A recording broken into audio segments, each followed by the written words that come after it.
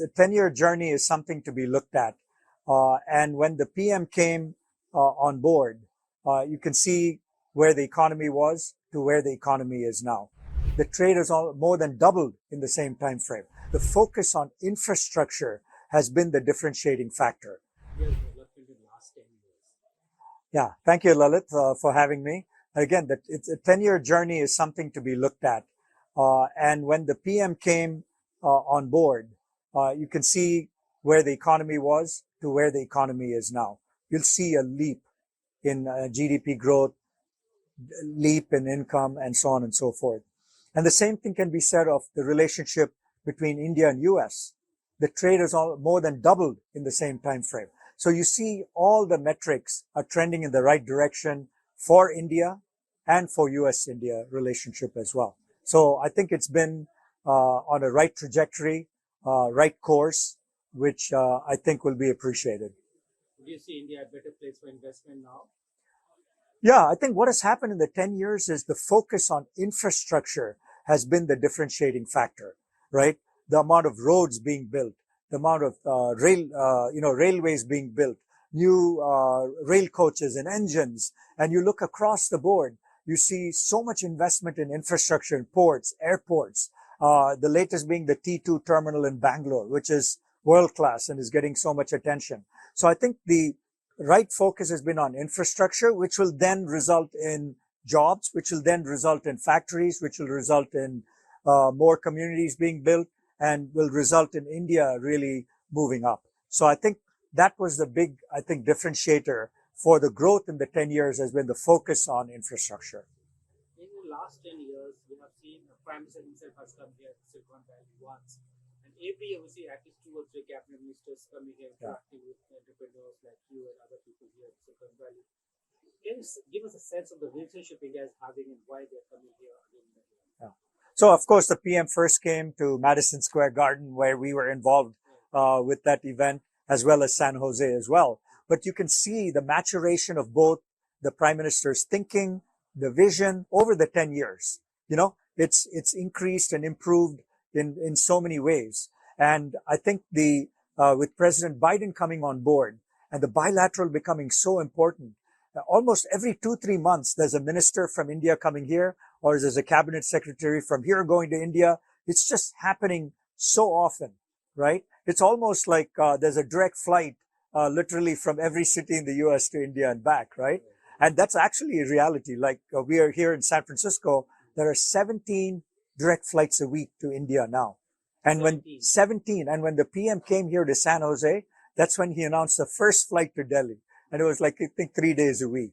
Now, right? Now it's 17 flights a week just from here. Now they've announced they'll go to Los Angeles, they'll go to other cities. So you'll see this dramatic improvement in air traffic, direct flights, which I think will also build tourism, but also build the diaspora going back and forth to meet their relatives. I mean, it's all trending again in infrastructure development, right? Getting more planes, privatizing Air India so that now Tatas have ordered 500 new planes. All that is going to make a huge impact. How do you see diaspora can play a role in further strengthening India-US relationship? Yeah. You've seen recently that the diaspora remittances from across the world to India is 110 billion, right? Out of that, 23% is coming from the US. So this money is not the typical money that goes from Gulf to help their families in India. This money is for investment. People are buying apartments. People are buying into stocks and shares. People are investing in companies in India. So this is a different kind of remittance, not the traditional feed my family remittance, but invest in India remittance. In the last 10 years, India has also emerged as the startup capital of the world, which India said. Is this right. true? Absolutely. And here again, the US-India relationship plays a role. In fact, recently, Indiaspora had a mentoring program for all these startups that built companies in India, but now want to move to the US to service their customers. So we now have mentoring programs to help these young entrepreneurs who've come from India to sell to their products to companies in the US to help them. So we are doing that as well. So all this is a two-way connection that's helping both money from US going into startups in India creating products for the US. How do you see the leadership of Prime Prime Minister Modi, because he's now going for the third term. How do you tell the Indian people about it?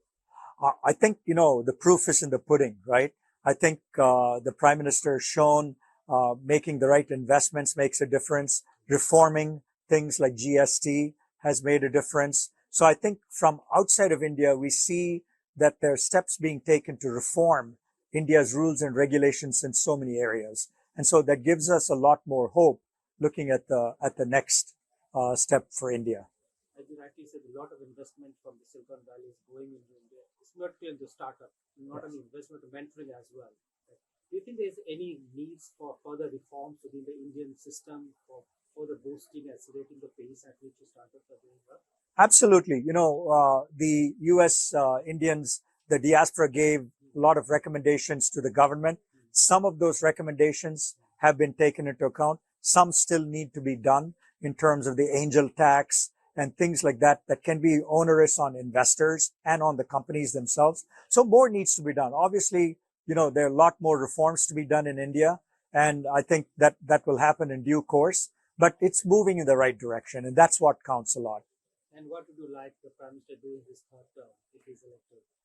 Yeah, if the PM is elected, I'm sure he has a lot in mind, but I think strengthening the diaspora relationship with many more countries. The US-India is a good one. We see now US-Australia is a great relationship. India and Australia is a great relationship. India and UAE is a good one. And so targeting all the rich diaspora countries for similar relationships. Still, UK has to happen. That trade agreement has not happened yet. There's also Canada where, things are not as promising as the other countries. So doing that one. And so really targeting the top 10 countries where there's Indian diaspora and making sure those relationships are similar to what has happened between India and US. And what's the wish list for India? For India, the wish list is, really growing the economy where the people at the bottom of the pyramid, like my mentor, C.K. Prahalad, always mentioned, the bottom of the pyramid to move up. And I think building infrastructure will allow a lot of people who are poor to have connectivity, not just phone connectivity, but transportation connectivity and many other things like that can uplift them even more. Great, wonderful. Thank you. So anything else you'd like to say? No, I think we're waiting to see what happens in the next few months. That's about it. What is your prediction? I don't give any predictions. I'm not an Indian voter, so I think the voters will make the right choice. And we wish India all the best in the election cycle. And in the US part? And we have an election coming here following that. Again, I won't make a prediction other than saying Indian Americans are very involved in politics in the US on both sides, the Democratic and Republican sides. So I think there'll be highly contested elections here as well. So I hope this is the year when both democracies prevail, democratic norms prevail, and both countries come out stronger. But majority of Indians vote for Democrats. The Indian Americans here primarily vote Democratic, but there's also a contingent that votes for Republicans, and let the best candidate win.